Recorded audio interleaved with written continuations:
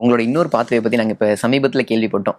ஈரோடு டிஸ்ட்ரிக்ட்ல ஒரு farm house இருக்குது அப்படின்ற மாதிரி கேள்விப்பட்டோம். பசுமை விகடன் வேறு ரீசெண்டாக வீடியோ பண்ணியிருந்தாங்க.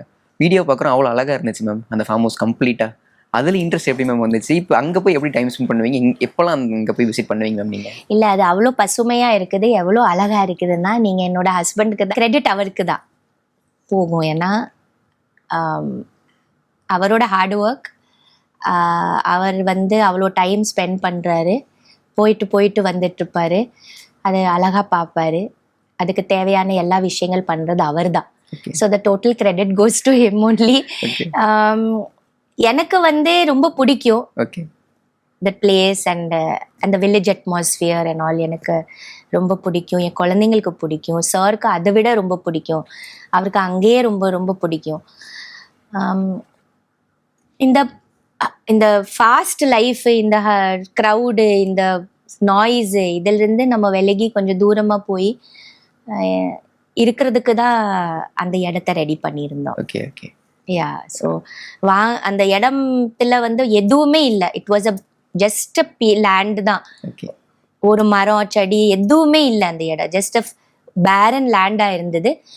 நாங்கள் எல்லாரும் ரொம்ப கஷ்டப்பட்டு, என் குழந்தைங்க உருப்படையணும், ஃப்ரைடே லீவ் இருந்தால் ஸ்கூல் இருந்து அப்படியே குழந்தைங்கள வண்டியில் தூக்கிட்டு அந்தியூருக்கு போயிட்டு தங்கிக்கிட்டு ஒவ்வொரு செடி ஒவ்வொரு மரம் நட்டு, அவங்களும் எங்களை சப்போர்ட் பண்ணி, பாவம் குழந்தைங்க அப்போ குட்டீஸ், அவங்க ரொம்ப சின்னது, நாங்கள் எங்கே போனாலும் கூட வந்துருவாங்க வண்டியில்.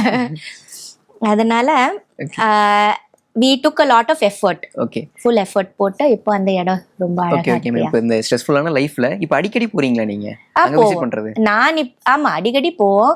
கொரோனா டைம்ல அங்கதான் இருந்தோம். ரொம்ப நல்லா இருந்தது. ஃபுல் ஒரு கிட்டத்தட்ட 2-3 years அங்க இருந்தோம்.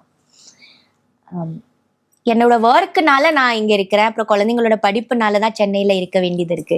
இல்லைன்னா எங்களுக்கு அங்க ரொம்ப பிடிக்கும், அங்கே இருக்கிறதுக்கு ரொம்ப ரொம்ப ரொம்ப பிடிக்கும். நீங்கள் இது கட்டும்போது நீங்கள் தான் உங்களோட ஃபுல் அண்ட் ஃபுல் உங்களோட ஐடியா தான் அப்படின்னு சொன்னீங்க. தேவயானி மேமுக்கு கட்டி முடித்த பிறகு உங்களுடைய ரெஸ்பான்ஸ் எப்படி இருந்துச்சு? பிடிச்சிருந்தது. ரொம்ப ஹாப்பியான ஒரு வீடு அப்படின்னு அவங்க கண்டுக்கிட்டாங்க. முற்றம் வச்சு நாங்கள் அங்கே உட்காந்துட்டு நிலெல்லாம் பார்ப்போம். வெள்ளி நீலா முற்றத்திலே விளக்கெரிய விளக்கெரிய உள்ளம் என்னும் தாமரையில் உன்னை எடுத்து கொண்டு வந்தேன். அந்த மாதிரி பயங்கரமாக இருக்கே சார். வாழை நிறைய காய்ச்சிருக்கு சார், செவ்வாழையெல்லாம் கூட பார்த்தோம். தேவயானி ஏதோ சொன்னாங்களா, எதுவும் வாழையே இல்லையான்னு. அவர் ரொம்ப ஃபீல் பண்ணிட்டு வாழை மரம் வச்சு காமிச்சிட்டாரு. இப்படி என்னென்ன மரம் வைக்கணும்னு தேவயானி மேமும் சொல்லுவாங்களா? வாழை மரம் அவங்க வைக்கணும்னு இல்லையான்னு கேட்டாங்க. அவங்க சாமிக்கு இலை வேணும் அந்த மாதிரி. வாழை சுற்றி இருக்கும், நமக்கு வெளியே அறுத்துக்கலாம், நம்மகிட்டயே இல்லை அப்படின்னு கேட்டதுனால அவங்க வச்சுட்டாங்க. கிட்டத்தட்ட கிறிஸ்மஸ் ட்ரீ மாதிரியான ஒரு குரோட்டம் தான் இது. 2 செடி கொடுத்தாங்க, இந்த 2ஐயும் அங்கே வைங்க அப்படின்னு. தேவயானி மேடம்? ஆமாம். நான் இந்த பக்கம் ஒன்று அந்த பக்கம் ஒன்று வச்சேன். அந்த பக்கம் வச்சது செத்து போச்சு, இந்த பக்கம் வச்சது வந்துருச்சு. இவ்வளோதான். நம்ம நினைப்போம் அது ஏதோ ஒன்று வரும். அது மாதிரி அந்த பலா மரம் இருக்குது இல்லையா? ஆமாம். அப்துல் கலாமுடைய ஏதோ ஒரு நினைவு நாளுக்கு பிறந்த நாளுக்கும் அந்த மரம் கொடுத்தாங்க சென்னையில். அதை கொண்டுட்டு இங்கே வச்சிட்டோம். இதுக்கு பேர் அப்துல் கலாம் மரம். பிஞ்சு வச்சிருக்குது, இது காயும் வந்துருக்குது. அது மாதிரி அது ஒரு பலாச்செடி. இந்த பலாச்செடி வேர் பலான்னு கேள்விப்பட்டிருக்கீங்களா? எல்லாம் வேர்கிட்டே தான் வைக்கலே, மேலே எல்லாம் பெருசா ஒன்றும் யோசனை இல்லை இதுக்கு. இப்போதான் பிஞ்சு வைக்குது. இது வரைக்கும் இது வேர்லயே தான் காய்க்கும். தான் இங்கே ஒரு பழம் போன தடவை வச்சிருந்தது. வேர்ல கஜான்னு நிறைய காய் வரும்.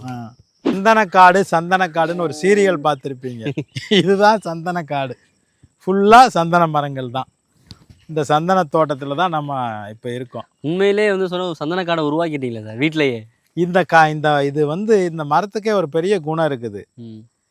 பழங்கள் சின்னதாக பூ காய்கள் வைக்கும். இதை கிளிகள் எடுத்துட்டு போவோம். இப்பவே அதர் தோட்டத்துல எல்லாம் நிறைய மரங்கள் முளைக்க ஆரம்பிச்சிருச்சு. நான் உங்களுக்கு பறவைகள் எடுத்துட்டு போய் நிறைய வெளியிலேயே, நம்ம வீட்டுக்கு வெளியிலேயே 4-5 மரங்கள் முளைச்சிருக்குது. நான் பார்த்தேன். நம்மகிட்டே நிறைய மரங்கள் தானா முளைச்சிருச்சு. இது இந்த ஏரியா ஃபுல்லா சந்தனம் பண்ணாம விடாது.